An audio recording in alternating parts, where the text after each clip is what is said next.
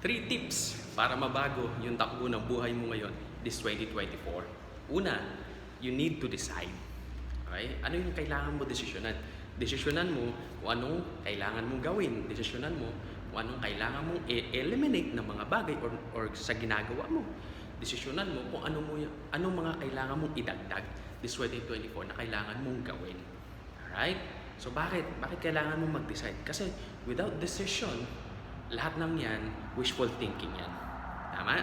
And pag nag-decide ka, sundan mo ng pangalawa, action. Decision without action is again, wishful thinking. Or, sabihin natin na parang nagwi-wish ka lang na sana ganito mangyari sa akin. Wala kang action. Paano magiging reality yan? Diba? So, ang magdudugtong or magbe-bridge ng dreams mo at reality is yun yung action mo. Decisive actions. Okay? Gone are the days na attract-attract ka lang. Yes, importante mag-attract. Pero still, kailangan pa rin ng action. Okay? So, pangatlo, eto, I believe eto yung isa sa pinaka-importante ingredient para mabago mo yung 2024 mo. Ano yun? Conviction. Conviction sa ano? Conviction na this 2023 is magiging successful ka. Conviction na gagawin mo lahat, whatever it takes, para mabago yung takbo ng buhay mo this 2024. Kasi without conviction, yung decision mo at action mo, hindi rin magiging consistent. Tama? At without conviction, without yung malalim na conviction talaga, ano ka lang, ninaskugon ka lang. Diba? Hindi yung attitude na whatever it takes. Just like ngayon, ako, nag-decide ako na this 2024, I will be at my top of my game. Diba? At the top of my game. I will be a champion. I will be a winner. And I will be destined for better life and a better future. So, una, nag-decide ako. And right now, ito yung part ng plano ko ng actions. Anong oras na? 3:30 na.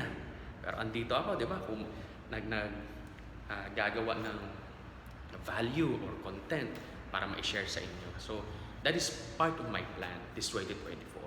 And syempre, conviction. So, I mean, lahat tayo naman, di ba, dadaan sa mga challenges. I'm not saying na hindi ko pinagdaanan.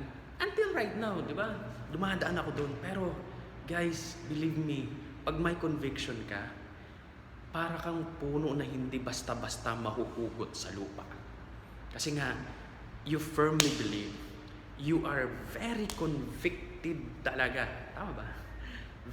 Mataas yung conviction mo, paniniwala mo sa decision mo, sa sarili mo, na whatever it takes, makakabutas ka, whatever it takes, magkakamomentum ka, whatever it takes, magagawa mo this year yung goals mo at ma-achieve mo yan.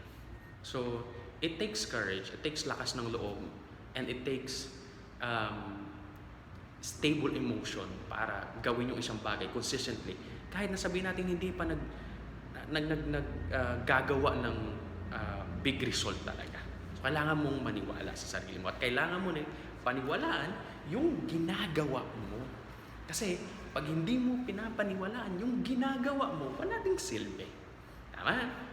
So, I hope na may na-share akong bago sa inyo, may na-share akong kapupulutan nyo. And I really pray and I really hope that this year will be an abundant year and a very productive year for you and for your family. God bless everyone.